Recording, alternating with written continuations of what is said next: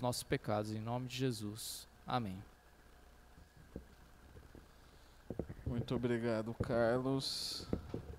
Eu agradeço também. Valeu. Agradeço também a igreja por mais esse convite e pela oportunidade de estarmos concluindo nossa leitura do texto lá de Lucas 9, para o qual eu tenho chamado os irmãos a retornarem nesse mês de janeiro.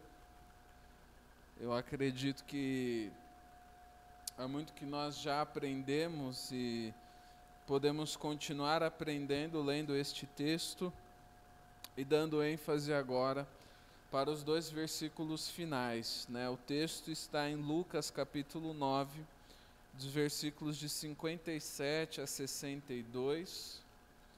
Nós lemos aí primeiro no terceiro, agora no último domingo de janeiro.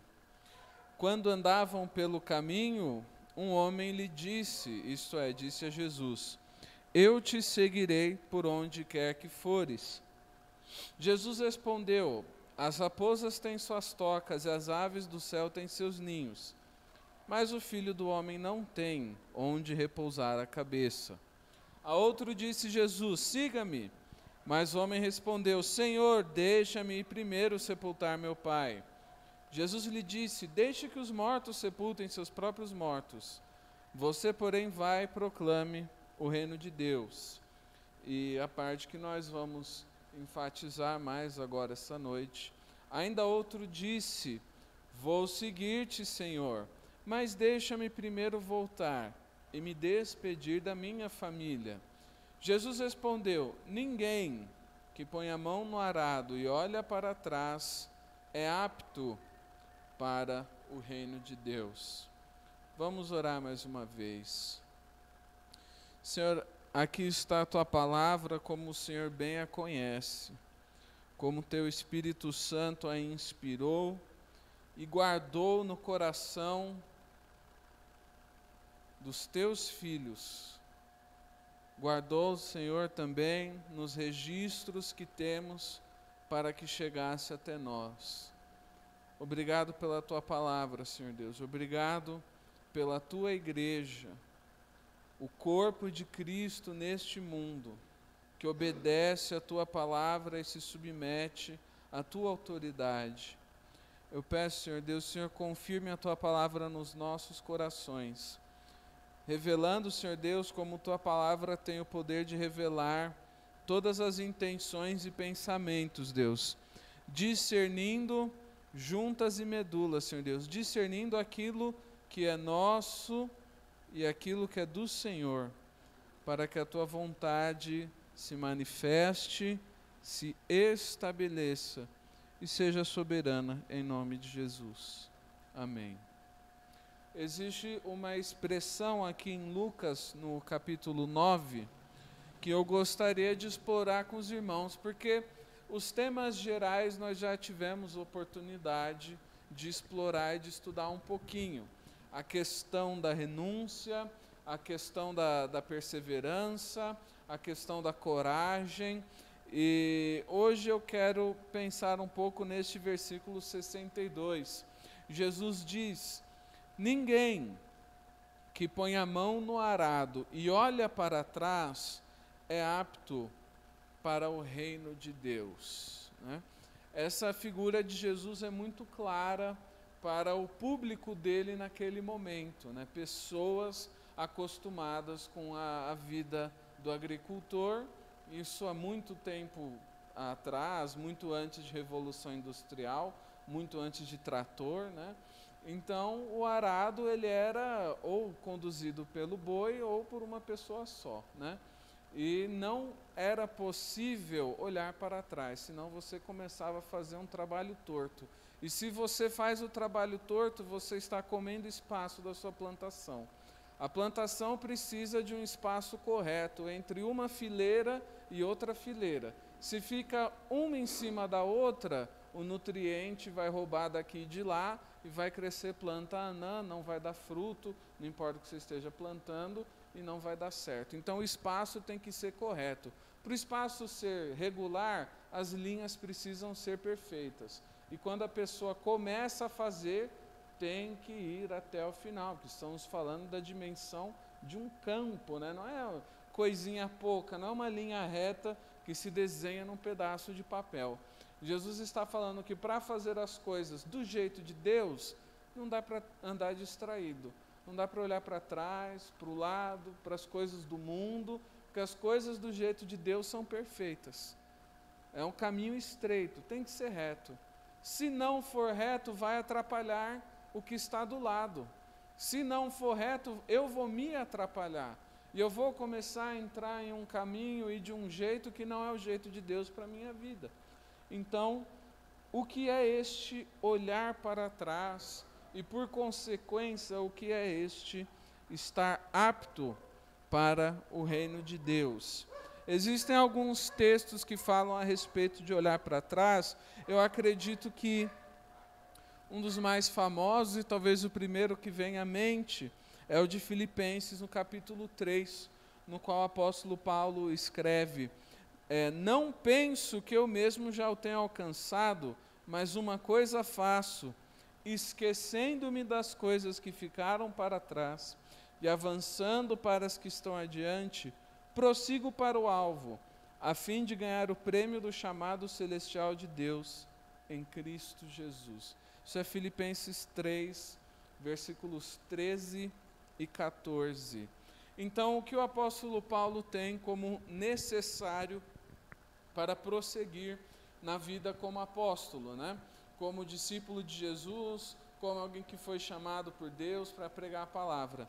Esquecer do que ficou para trás.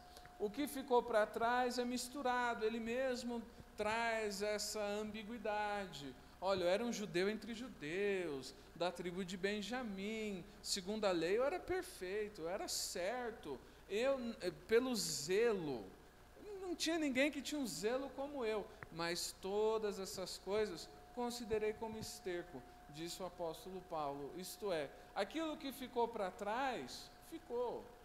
Aquilo que era bom, aquilo que era ruim, aquilo que já foi, aquilo que já deu, não importa mais. A partir do momento que Jesus entra na história, tudo é Jesus. E o que não é Jesus não presta. Zelo, veja bem, não é pecado. O apóstolo Paulo poderia se orgulhar de ter sido um judeu zeloso, uma pessoa cuidadosa, porque o mesmo zelo que ele tinha na ignorância, ele vem a ter no conhecimento. Zelo é uma coisa boa, mas para ele até mesmo aquilo que ele tinha de bom não era nada, porque ele deixa para trás. É lixo. É lixo. A partir do momento em que Jesus entra, Jesus muda, Jesus direciona, o resto todo é lixo. Então esquece. Esquecendo-me das coisas que ficaram para trás. É engraçado que o apóstolo Paulo não está falando deixando as coisas para trás, porque ele já soltou, né? Às vezes é difícil se esquecer das coisas, porque a gente está trazendo elas, né? Está carregando na mochila, está levando na mão, está dentro do bolso, e vamos levando as coisas da velha vida, vamos levando as coisas que não tem nada a ver com Deus, vamos levando as coisas que nos afastam dos planos de Deus, e fala, mas eu não consigo esquecer. Não dá para esquecer das coisas que ficaram para trás. Por que não ficaram para trás? Porque para ficar para trás temos que largar, deixar atrás e prosseguir para o alvo. Então, quais são os dois problemas que nós podemos enfrentar na nossa carnalidade, na nossa incredulidade, na nossa vida humana, né, diante desse texto? O primeiro é não abrir mão. Não abrir mão daquilo que Deus mandou abrir mão, né? Olha, acabou isso aqui, segue diante, vai embora, não olha para trás. E, né, como a mulher de Ló, ela queria levar Sodoma junto com ela. Mas se ela levasse Sodoma junto com ela, Deus teria que destruir tudo de novo. Então ela olha para trás e é punida, né? Vira lá aquela coluna de sal. É um texto curioso, mas aconteceu porque está na palavra de Deus. Então não adianta sair das trevas e querer carregar o lamaçal do pecado comigo. O texto, a gente vai ler de 2 Pedro 2, fala também a respeito disso. O segundo ponto, o apóstolo Paulo fala, prosseguindo para o alvo, né? Jesus, novamente, o que nós estamos estudando hoje. Ninguém que põe a mão no arado e olha para trás é apto para o reino de Deus, né? O apóstolo Paulo, eu prossigo para o alvo. Se eu ponho a mão no arado, se eu estou me colocando para trabalhar no reino, então eu tenho um objetivo com aquilo. Eu tenho um alvo. Não existe possibilidade de nós sermos cristãos firmes, disciplinados, perseverantes, se não tivermos um alvo. Você persiste quando você tem algo que você quer. Se tanto faz, tanto fez, não existe nem a possibilidade de perseverança. Não existe a possibilidade de compromisso, porque é necessário estar compromissado com algo, ou com alguém. Aqui, no caso de Paulo, é ganhar o prêmio do chamado celestial de Deus em Cristo Jesus. Esse é o foco de Paulo. Para mim é Jesus. Meu foco é Jesus. O prêmio, ele é celestial. Deixa as coisas dessa vida para essa vida. Não vou falar que é fácil, não vou falar que é intuitivo, muito pelo contrário. A carne, o pensamento humano vai contra isso. O espírito quer as coisas do alto, a carne quer as coisas de baixo, as coisas terrenas, as coisas deste mundo. O objetivo do espírito é agradar a Deus. O objetivo da carne é agradar a si mesma, porque a carne não se submete a ninguém. O espírito está pronto, mas a carne é fraca. A carne não aproveita para nada. Então o objetivo de Paulo é espiritual. Eu tenho um alvo, deixo tudo para trás, esquece. Já larguei, já caminhei, deixo ser, deixo estar, vou para o alvo. Meu alvo é Jesus. Pôr a mão no arado e olhar para trás pode ser a pessoa que tem dúvidas, pode ser a pessoa que tem medo, que tem receio, que tem aquilo que a Bíblia também vai chamar das distrações da vida civil, né? O soldado, ele não pode estar distraído pela sua vida civil, pela família, pelo casamento. Não, o soldado, ele tem a guerra para lutar. Isso dentro da cultura romana, né? Abaixo do centurião, não podiam nem ser casados, né? Isso aí acabou gerando alguns problemas que vocês podem imaginar, né? Os soldados fazendo coisa errada diante de Deus, e o apóstolo Paulo vai escrever sobre isso lá no começo do livro de Romanos. Olha, vocês estão fazendo coisa errada diante de Deus, essas paixões infames. O povo não podia casar, né? Porque eles não podiam se distrair do alvo deles. Agora, andar distraído pode ser o caso de falta de fé ou falta de objetivo, né? Eu pego o arado, eu entro no trabalho, estou na igreja, quero agradar a Deus, mas o que eu vou fazer?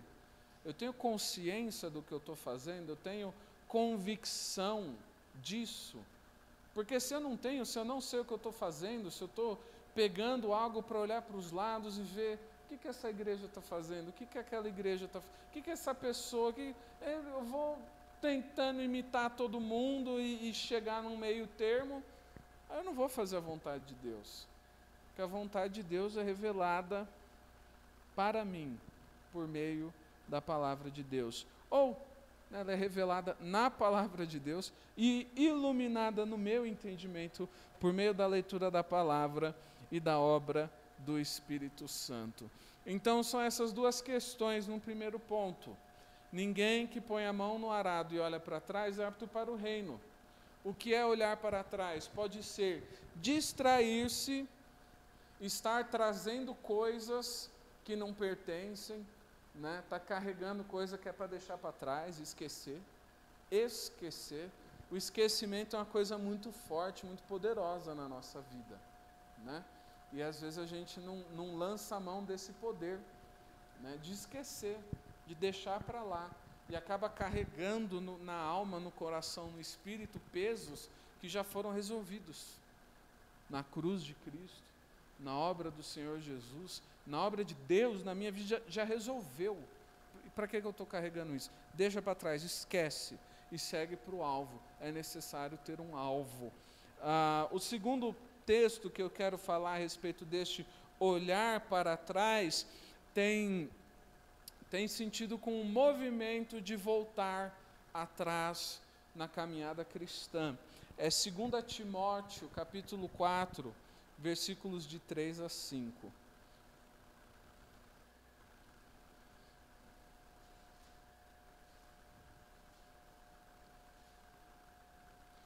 Paulo aqui está ensinando Timóteo como é que ele deve ser como líder da igreja, talvez presbítero de alguma maneira, bispo. As palavras elas mudam, mas a ideia é que Timóteo ele estava nessa posição de liderança, ele tinha o ministério, a obra de um evangelista para cumprir, né? Esse era o dom de Timóteo, talvez seu ministério mesmo, né? E é que o apóstolo Paulo fala que vai acontecer alguma coisa, e tem já acontecido, que as pessoas vão querer pegar o arado e olhar para trás. Não obstante olhar para trás, mas virar para trás e começar a desfazer tudo o que fizeram, né? Pois virá o tempo, está escrito, 2 Timóteo 4, a partir do 3, em que não suportarão essa doutrina. Ao contrário, sentindo coceira nos ouvidos, juntarão mestres para si mesmos, segundo seus próprios desejos. Eles se recusarão a dar ouvidos à verdade, voltando-se para os mitos. Você, porém, seja moderado em tudo, suporte os sofrimentos, faça a obra de um evangelista, cumpra plenamente o seu ministério. Então, qual é a grande diferença entre Timóteo e essa igreja, esse contexto, no qual ele está inserido, né? As pessoas chegam num ponto, né? A humanidade chega num ponto no qual a palavra de Deus se torna insuportável. Esse é o fim dos tempos.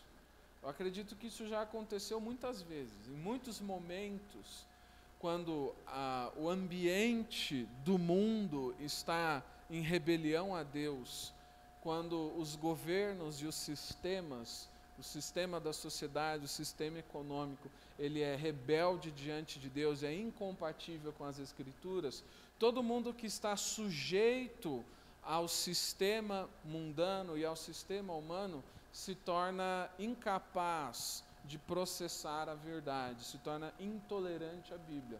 Igual intolerância à lactose, né? O negócio passa direto, não aproveita nada. A figura é meio feia, mas é isso aí, né? A Bíblia entra, a pessoa se sente mal e logo a palavra de Deus sai e não tem nenhum resultado na vida daquela pessoa. Não é que a palavra de Deus volta vazia, não é isso. A palavra de Deus é vida para quem crê e morte para quem não crê. É salvação para quem tem Jesus, condenação para quem não tem Jesus. Voltar vazia, não vai, mas não produz transformação, não produz edificação. Por quê? Porque a pessoa não suporta, é insuportável, não tolera. E o que ela faz? Sente coceira nos ouvidos e pensa, eu tenho ouvido coisas que machucam minha carne, quero ouvir coisas que afaguem minha carne, pois então ela se volta para os mitos. Isso é um problema sério. Voltar atrás para algo que eu sei que é mentira, que essa é a essência do mito, né? O mito é uma fala, o mito é algo que as pessoas dizem, que é compartilhado dentro de uma cultura e que faz parte dessas crenças populares, mas ninguém realmente, profundamente acredita no mito. Por isso que ele é um mito, não é uma fé, não é uma doutrina, é mentira. E a pessoa pratica este auto-engano, a pessoa se volta para aquilo que abandonou, se volta para o lamaçal do qual saiu, dos mitos, das mentiras, e vai viver sem Deus. Isso é apostasia, né? E aqui o apóstolo Paulo, você, porém, falando com Timóteo, seja sóbrio, suporte os sofrimentos, faça a obra do evangelista, cumpra plenamente o seu ministério. Essa é a dualidade aqui, esse é o conflito. Tem a pessoa que entra no reino para trabalhar, lança a mão do arado, vou servir a Deus, e olha para trás, que traz coisas para este trabalho que vão atrapalhar. Tem pessoas que se voltam para trás para desfazer o trabalho dos outros. E tem a pessoa que segue e cumpre plenamente o ministério. Esse é o nosso objetivo, cumprir plenamente o ministério. Porque ministério não é ser pastor, ser presidente, ser líder, ser missionário. O ministério é o que Deus te deu para fazer, né? O que Deus te deu para ministrar. Então, qual é o dom que Deus te deu, o talento que Deus te deu? Você, como mordomo da multiforme graça, multiforme sabedoria de Deus, o que você tem para contribuir com o corpo de Cristo? Você faz aquilo, você está ministrando. Você faz aquilo com fidelidade, sem falhar, sem olhar para trás, sem achar ruim os problemas da vida, sendo sóbrio, sendo equilibrado, suportando os sofrimentos, fazendo a obra que Deus te deu para fazer. Então você cumpre plenamente o seu ministério. Além de olharem para trás, então, nós concluímos que estes crentes, eles voltam para trás, porque eles não estão olhando ao redor, eles estão olhando para si mesmos, eles estão olhando para os seus próprios prazeres, para os seus próprios desejos, sentindo coceiras nos seus ouvidos, eles ajuntam mestres para si, de acordo com os seus próprios prazeres, de acordo com os seus próprios desejos. Então, o que é ajuntar mestres para si? É uma expressão engraçada.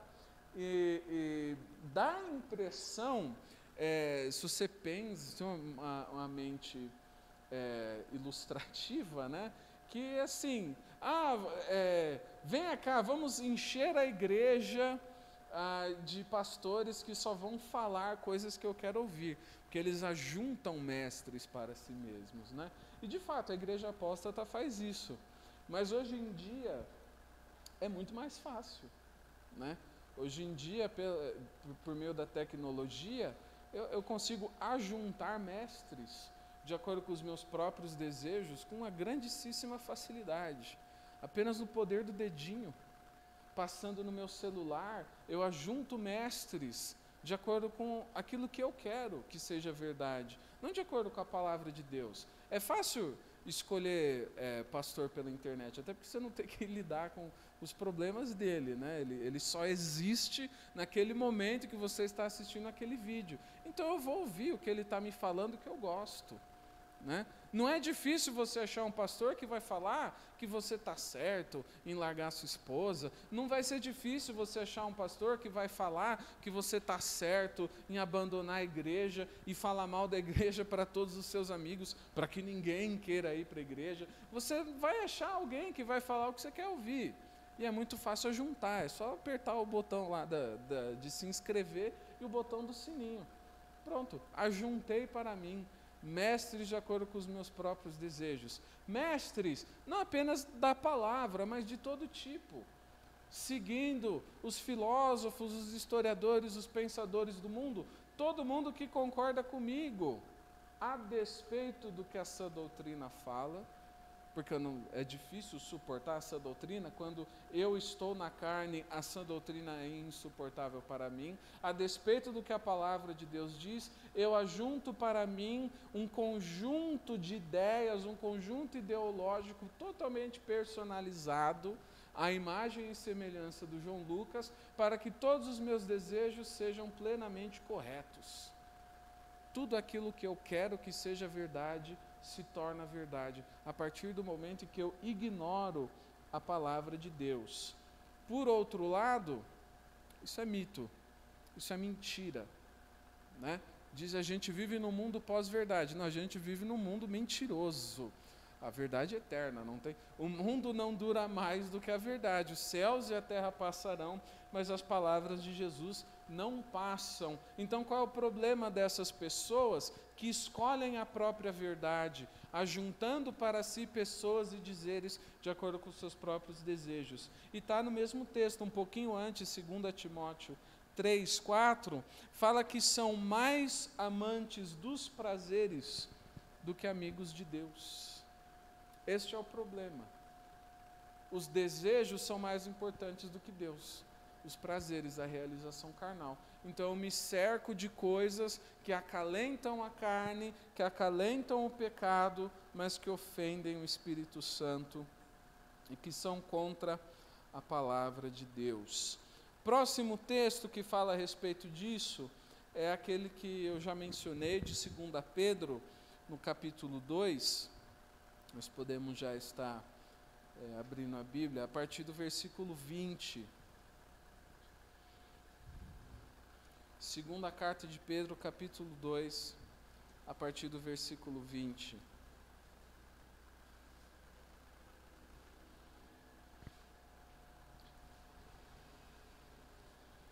Aqui o texto é muito parecido com a carta de Judas, fala sobre pessoas que se infiltraram na igreja e começaram a ensinar coisas que não eram bem de Deus, assim. Muito como a gente acabou de ler lá em Timóteo, os mestres que seguem seus próprios desejos, né? Na segunda carta de Pedro, eles são chamados de malditos, porque eles têm o coração exercitado na ganância, eles têm os olhos cheios de adultério, porque eles iludem os instáveis. São aquelas pessoas que sabem mirar exatamente no cristão fraco para destruir a fé dele. São a pessoa que não sabe ter um olhar de pureza para o seu irmão, para a sua irmã. Uma pessoa que não pode ter um olhar de simplicidade, que fica olhando com cobiça, com ganância e com avareza, tanto para as coisas do mundo quanto para as coisas do próximo. São amaldiçoados. Esse é o versículo 14. E qual é o problema deles? O problema deles é que eles conheceram a verdade, mas preferiram o lucro, caindo no erro de Balaão. A partir do versículo 20, então, é descrita a situação dessas pessoas. Se tendo escapado das contaminações do mundo,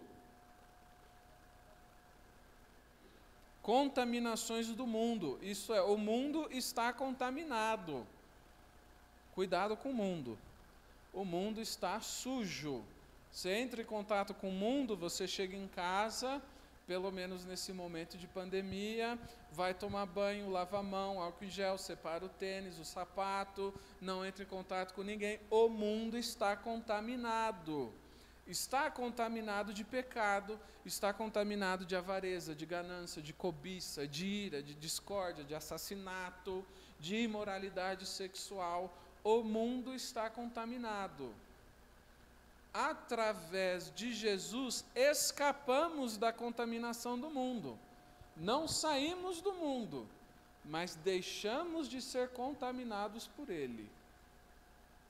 Se tendo escapado das contaminações do mundo por meio do conhecimento de nosso Senhor e Salvador Jesus Cristo, encontram-se novamente, nelas enredados e por elas dominados, estão em pior estado que no princípio. Isto é, eu escapei da contaminação, mas me deixei dominar por ela novamente. É o que o apóstolo Paulo fala lá em Gálatas 5:1 para a gente não fazer, né? É para a liberdade que Cristo nos libertou, então não nos sujeitemos novamente debaixo do jugo de escravidão. Eu fui liberto, mas eu voltei, então o estado não é o mesmo, é pior. É pior porque eu já tinha me libertado. Teria sido melhor, versículo 21, e veja bem na sua Bíblia, para observar que eu não estou inventando isso, teria sido melhor que não tivessem conhecido o caminho da justiça, do que depois de o terem conhecido, voltarem as costas, é a mesma expressão lá de 2 Timóteo, voltando-se para os mitos. voltarem as costas para o santo mandamento que lhes foi transmitido. Confirma-se neles que é verdadeiro o provérbio: o cão volta ao seu vômito, e ainda a porca lavada volta a revolver-se na lama. E é por isso que aquele que lança a mão do arado e olha para trás não é apto do reino, porque aquele que olha para trás é seduzido pela contaminação do mundo. Aquele que olha para trás, eventualmente volta para trás. E aquele que volta para trás tem o seu estado pior do que no início. É o cristão voltando ao vômito da vida imoral. Vômito, a coisa suja, a coisa feia, a coisa ruim, coisa que não é de Deus. Para que voltar para isto? Quem volta para isto? Aquele que olha para trás. Por isto é necessário termos um alvo que é agradar a Deus, um objetivo espiritual na nossa vida.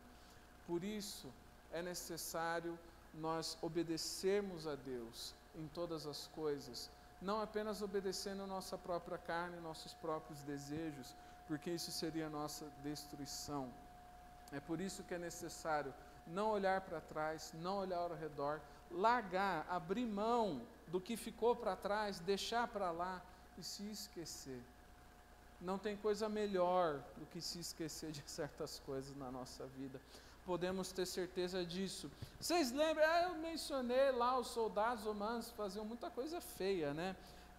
Isso é mencionado na primeira carta de Paulo aos Coríntios. A gente pode voltar um pouquinho de Pedro para Coríntios.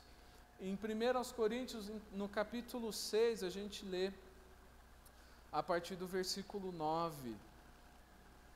Ok? Esse texto aí, para traduzir, é uma briga, né? Mas eu leio aqui, como está no esboço. 1 aos Coríntios 6, de 9 a 11. Vocês não sabem que os perversos não herdarão o reino de Deus? Não se deixem enganar.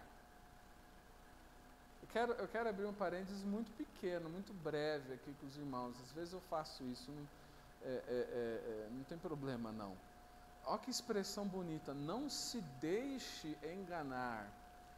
É diferente de não se engane, né? Porque quando você se engana, é tipo assim, você tentou fazer algo certo, você entendeu que algo era bom e verdadeiro, mas não era, me enganei, né? Eu tentei achar o banheiro masculino e entrei no banheiro errado. Ups, me enganei, cometi um erro, né? Mas a Bíblia fala, não se deixem enganar. Isto é, existe um outro que não é Deus, que não sou eu. Existe um outro que ele está tentando me enganar. E ele está falando para mim, esse é o caminho certo, esse é o caminho bom, isso é natural, isso é saudável. Tudo aquilo que é natural é de Deus. Deus não criou a natureza, então o que todo mundo faz, você tem que fazer também. Está tudo bom, está tudo certo. E se eu acredito nesta voz que não é de Deus e não é a minha, eu estou me deixando ser enganado, pois existe um espírito de engano nesse mundo. E vai chegar uma hora no fim dos tempos em que esse espírito de engano vai enganar todo mundo. Todo mundo vai ser enganado. Poucos de fato serão aqueles que resistirão ao poder do engano. E de fato, tem sido poucos já, desde então, que não têm se deixado enganar pelo discurso do diabo, pois continuamos talvez vindo à igreja e lendo a palavra e até mesmo orando e mantendo uma identidade cristã, mas vivendo no pecado. E a Bíblia diz que todo aquele que peca é escravo do pecado. Apenas por viver no pecado, eu já me enganei, eu já fui enganado. Tudo aquilo que eu sei de Jesus, muito bem, muito bom. Tudo aquilo que eu sei sobre Deus, aquilo que eu entendo da Bíblia, minha fé, minha confissão de fé, minha profissão, meu batismo, ótimo, tenho fé. Mas se eu continuo vivendo em pecado, então eu ainda estou enredado, eu ainda estou preso nas contaminações do mundo. Na melhor das hipóteses, é como essa porca lavada que voltou a revolver-se na lama. Portanto, a vida de santificação é daquele que não se deixa enganar por nada, por nenhuma tentação, nenhum pecado. Cristão que vive em santificação e arrependimento. É isso que nós devemos ser. Não uma pessoa que tem uma fé em Deus, mas vive de acordo com seus próprios desejos. Porque isso não adianta para nada. Nisso eu estou sendo enganado. Os perversos não herdarão o reino. Nem imorais, o texto continua, fecha parênteses, né? Nem idólatras, nem adúlteros, nem sodomitas, nem efeminados, nem ladrões, nem avarentos, nem alcoólatras, nem caluniadores, nem trapaceiros herdarão o reino de Deus. Porque o engano do diabo não é um engano meramente intelectual, não é um jogo de charadas, onde o diabo quer te pegar para você falar a palavra errada e, puxa vida, meu Deus, eu falei uma coisa feia sobre Jesus, agora eu vou para o inferno. Não, o diabo, quando ele te engana, ele quer te fazer pecar, quer fazer com que você se contamine. Então o engano leva à contaminação, leva ao pecado, todas essas coisas aqui, que estão escritas na palavra de Deus. E o texto continua e diz, assim foram alguns de vocês. O apóstolo Paulo aceitando este fato. Meus irmãos, assim nós fomos. Alguns de nós éramos todas essas coisas terríveis. Veja essa lista e vê se você acha alguma coisa boa nela. Não tem. Nós éramos assim, é verdade. Alguns de nós passaram por esse suplício da vida no pecado, de estar rendido às paixões mundanas, às paixões infames, rendido às trevas. Mas sabe de uma coisa? Nós éramos assim. Mas o que? Mas vocês foram lavados, a palavra de Deus diz. Foram santificados, foram justificados no nome do Senhor Jesus Cristo e no Espírito do nosso Deus. A partir desse momento não tem mais voltar atrás, não tem mais olhar para trás, não tem mais se distrair. Eu era, deixei de ser por meio de Cristo, agora não sou mais. Agora prossigo para o alvo, e esquecendo-me das coisas que ficaram para trás. Todas essas coisas, todo tipo de coisa inútil, não é verdade? Imoral, idólatra, adúltero, sodomita, efeminado, ladrão, avarento, alcoólatra, caluniador, trapaceiro, tudo coisa inútil. Mas o apóstolo Paulo diz, mas é uma boa palavra, fomos lavados, fomos santificados, fomos justificados. Eu estou sujo, o Senhor me lava, não estou mais sujo. O Senhor me santifica, me separa para si e me justifica, isto é, imputa sobre mim os méritos de Cristo por meio do poder da crucificação, do sacrifício de Jesus. Esse é o nosso chamado. Essa é a essência da vida cristã. Tomar o arado na mão e não olhar para trás, não voltar atrás. Para o quê? Para o mito, para a mentira, para o próprio desejo, para a contaminação do mundo, para a vida inútil no pecado. Mas existe, é claro, mais um mito que é necessário nós destruirmos. Mas uma mentira que é necessário que seja revelada. Pois existe o mito do cristão medíocre. Você já ouviu falar o mito do cristão medíocre? Às vezes ele toca assim na minha cabeça, né? De levinho. Quando eu não sei quem, se é o diabo ou se é a minha própria carne mentirosa, porque o coração humano é mais enganoso que qualquer coisa, né? Fala assim: mas João, você não é tudo isso.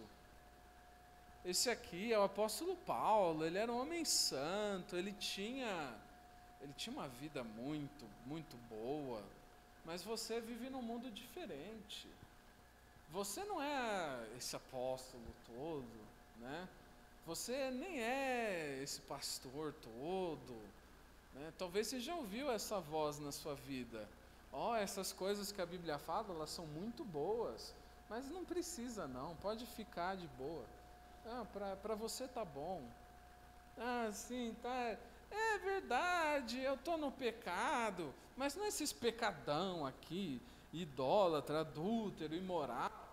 Não, isso aqui é pesado, coisa feia, um pecado maçudo, né? Jesus precisa esfregar com força. O pecadinho, aquele que só um pouquinho de sangue, já deu, tá ótimo. Qualquer coisa, quando eu estiver morrendo, eu já peço perdão já e estou tranquilo, né? Isso é mentira do cristão medíocre, o mito do cristão medíocre. Você pode servir a Deus de qualquer maneira, fazendo tudo o que você tem vontade, sem ligar para a palavra de Deus, sem se importar com aquilo que Deus quer para a sua vida, e vai levando, de boa.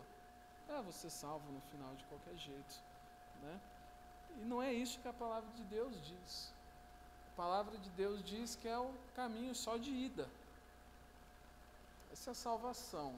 O bom da salvação é que é uma viagem que eu já tenho destino assegurado. Isso é ótimo, né? Às vezes você, não sei se você já entrou num avião, num ônibus de viagem, e deu aquele negócio ruim, aí você falou: Deus, não deixa esse ônibus bater em nome de Jesus, né? Vai pegar um ônibus de viagem, vai viajar durante a madrugada, numa estrada que você sabe que é bem escura. Você já começa a orar pelo motorista para ele ficar bem acordado, para o café dele ser bem forte. Já começa a orar: não, isso aqui, meu Deus do céu, estou com medo. A salvação não é assim, você já está seguro, eu vou para o céu. Só que ao mesmo tempo que você sabe que você vai chegar lá, você também sabe que você não pode voltar. Não tem volta. E quem desce do ônibus não sobe de novo. Não tem como voltar para trás. É um caminho só. Você vai com Deus, você vai para onde Deus vai. Você vai para onde Deus manda. Esse é o caminho da vida eterna. Não existe atrás. Não existe mais. O passado acabou, já era. É para esquecer. Se eu quiser voltar atrás, então eu estou saindo do ônibus. E não vai ter outro para mim. Porque é impossível, tendo provado os dons da era que há de vir, que sejam reconduzidos ao arrependimento. Eu quero ler Mateus capítulo 5 para lidar com o mito do cristão medíocre, a partir do versículo 43, e depois a gente só lê um pouquinho em Hebreus. Mateus 5, a partir do 43.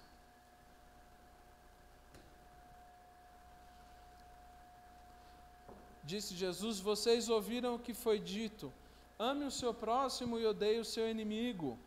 Mas eu lhes digo: amem os seus inimigos e orem por aqueles que os perseguem, para que vocês venham a ser filhos de seu Pai que está nos céus. Porque Ele faz raiar o seu sol sobre os maus e bons, e derrama chuva sobre justos e injustos. Deus, por que as pessoas ruins desse mundo prosperam? Né? Já se perguntou isso? Davi se perguntou isso também, né? Por que, Senhor? Faz tudo errado e parece dar tudo certo. O sol brilha sobre todos. Ninguém merece o sol. Ninguém merece a chuva. Ninguém merece a graça de Deus. Mas Deus mantém o mundo por amor de todos nós. Todos, por isso, amem seus inimigos como Deus te amou quando você era um inimigo de Deus. Se vocês amarem aqueles que os amam, Que recompensa receberão? Até os publicanos fazem isso. E se vocês saudarem apenas os seus irmãos, os que estarão fazendo demais?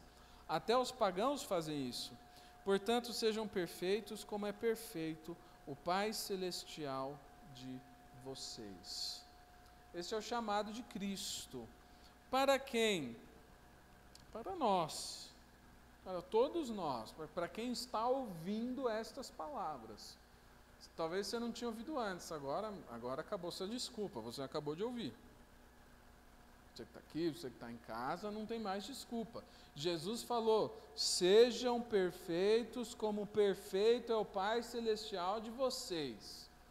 Jesus não está falando, sejam um pouquinho melhores do que as pessoas que não têm Jesus. Jesus não está falando, sejam adequadamente medíocres. Jesus não está falando, sejam aqueles que se escondem no banco da igreja e se recusam a ouvir a voz do Espírito Santo. Ele está falando, sejam perfeitos.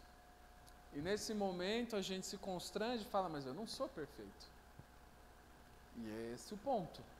Se você fosse, Jesus não teria que falar para você ser. Se é um mandamento, é uma coisa que não é necessariamente cumprida, mas que pode ser cumprida. E todo mandamento de Jesus, Ele mesmo nos ajuda a cumprir. Ele mesmo nos dá a força. Ele mesmo nos dá as condições. Portanto, quando nós ouvirmos as mentiras que falam que esse chamado não é para nós, é para outras pessoas, pessoas mais fortes, pessoas mais crentes, pessoas melhores, é bom nós nos lembrarmos de que a palavra de Deus nos chama para sermos filhos de Deus. E o filho é semelhante ao Pai. Enfim, eu gostaria de levar os irmãos para Hebreus 10, a gente está encerrando esse momento.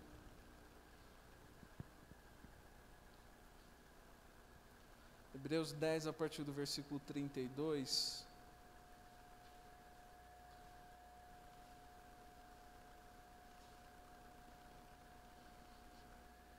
Na verdade, a partir do 35. 35 está bom. Hebreus 10, a partir do 35. Tem um trecho de A Imitação de Cristo, de Thomas Kempis, que é um dos mais importantes clássicos da literatura cristã. É mais importante que uma vida com propósitos. Você acredita nisso? Existe um livro cristão mais importante. Mais importante que Deixados para Trás. E é ótimo, né? Todo mundo deveria ler. E esse Thomas A. Kempis, ele, homem muito, muito crente, nesse livro ele escreve um diálogo entre o discípulo e Jesus, né? E o discípulo, ele está muito, muito fraco, muito confuso, ele não se sente adequado para o chamado de Cristo à perfeição. Ele fala, eu não vou conseguir, eu sou fraco. Isso aí é para as pessoas perfeitas, isso é para as pessoas santas. Eu não sou essa pessoa. Né? E a voz de Cristo fala o seguinte neste livro, e eu acredito que para nós também: meu filho, não desista ou desanime quando você ouve o caminho do perfeito. Em vez disso, você deve ser animado a ir mais adiante, na direção das sublimes alturas dos santos. No mínimo, deve ser movido a buscar a perfeição.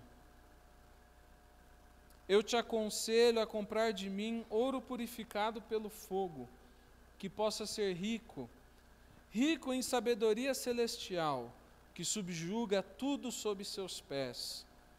Lance fora toda a sabedoria terrena, toda a autocomplacência humana. Eu disse, troque aquilo que é precioso e valioso entre os homens, por aquilo que os homens consideram desprezível, pois a verdadeira sabedoria celeste que consiste em não pensar muito de si, não buscar glória na terra, ela pode parecer pequena. E muitas vezes é esquecida. Muitas pessoas a louvam com seus lábios, mas fogem dela em suas vidas. Ainda assim, essa sabedoria é uma pérola muito preciosa, que está oculta de muitos. Apegue-se, portanto, a esse pequeno e perfeito conselho. Abra mão de seus desejos e você encontrará descanso. Considere-o em seu coração e quando você o praticar, entenderá todas as coisas. Todos nós, ao ouvirmos, quando a palavra de Deus fala o caminho verdadeiro, o caminho de verdade, o caminho daquela fé que não é de todos, o caminho da perfeição, todos nós nos balançamos um pouco e pensamos, como é que eu vou conseguir isso? Talvez eu nem pense, isso não é para mim. Não, isso é para mim sim, eu sou um filho de Deus, mas como é que eu vou fazer isso? Eu nunca consegui até agora, como que eu vou conseguir? E a resposta é, abra mão. Abra mão. Deixa para trás e esquece. E prossiga para o alvo. Tudo aquilo que não é o alvo é secundário. Você lembra? Busque em primeiro lugar o reino de Deus e a sua justiça, e as demais coisas serão acrescentadas. O reino de Deus é o alvo. Deixa que Deus cuida dos detalhes. Muitas vezes aquilo que nos distrai não é nem o pecado também. Até porque toda descrença é pecado. Mas a gente não está distraído pela tentação do pecado, a gente está distraído pelos detalhes da vida. Mas Deus, como eu vou comer? Deus, onde eu vou morar? Deus, como eu vou fazer?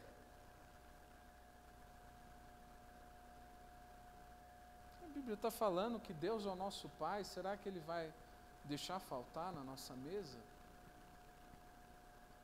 Portanto, a palavra de Deus diz, Hebreus 10, a partir do 35. Por isso, não abram mão da confiança que vocês têm. Ela será ricamente compensada. Vocês precisam perseverar, de modo que quando tiverem feito a vontade de Deus, recebam o que Ele prometeu. Pois em breve, muito em breve, aquele que vem virá, e não demorará, mas o meu justo viverá pela fé. E se retroceder, não me agradarei dele.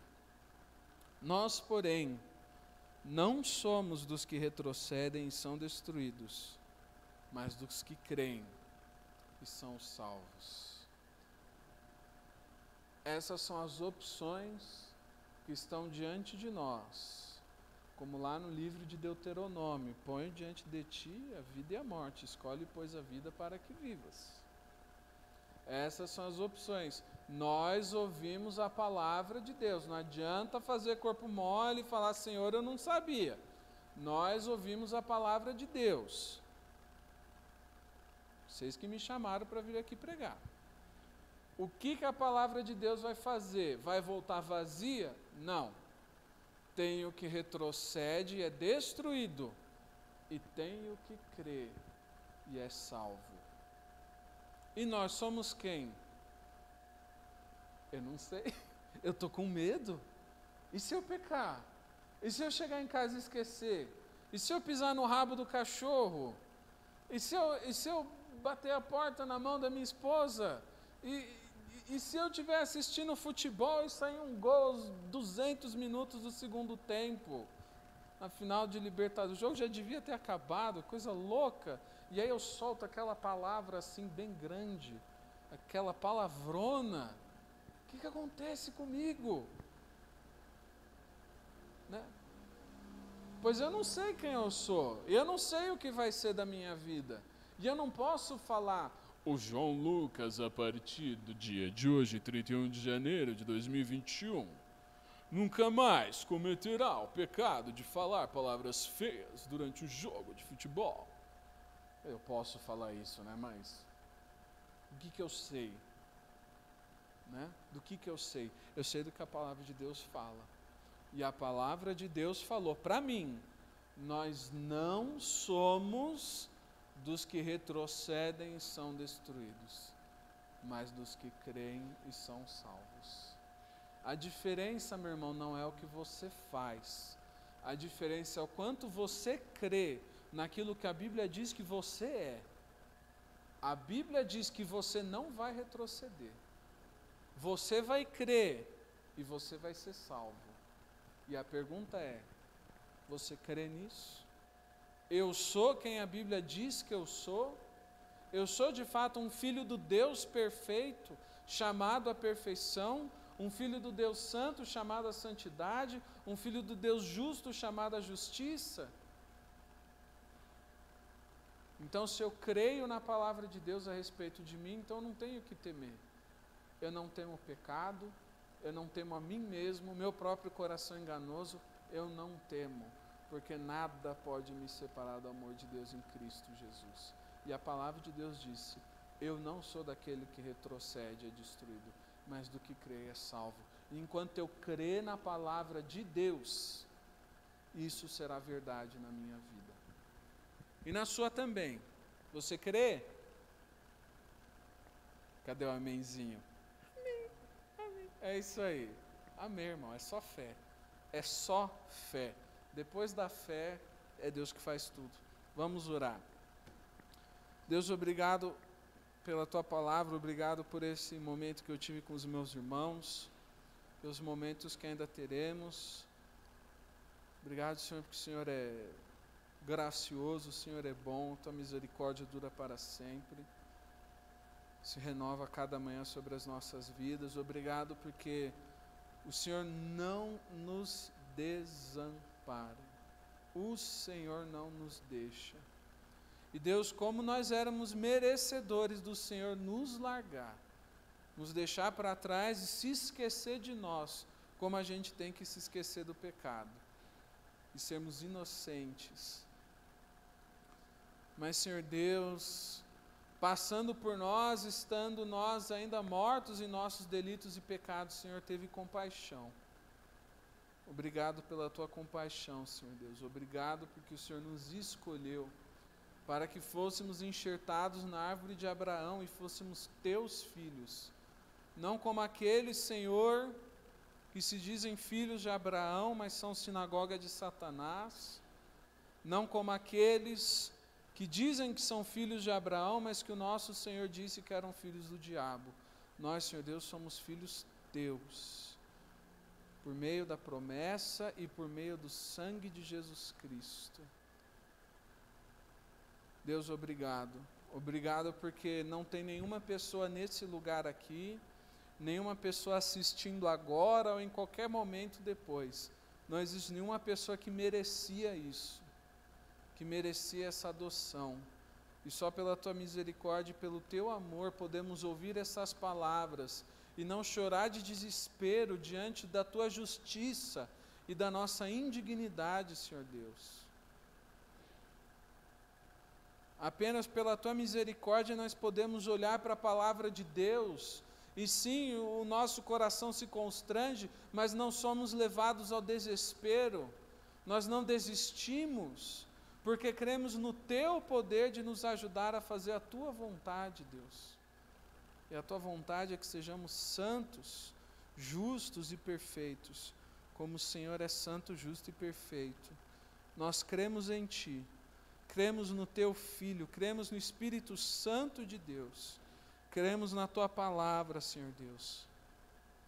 Cremos que pelo poder da Tua palavra, nós não seremos dos que retrocedem e são destruídos, mas dos que creem e são salvos, em nome de Jesus.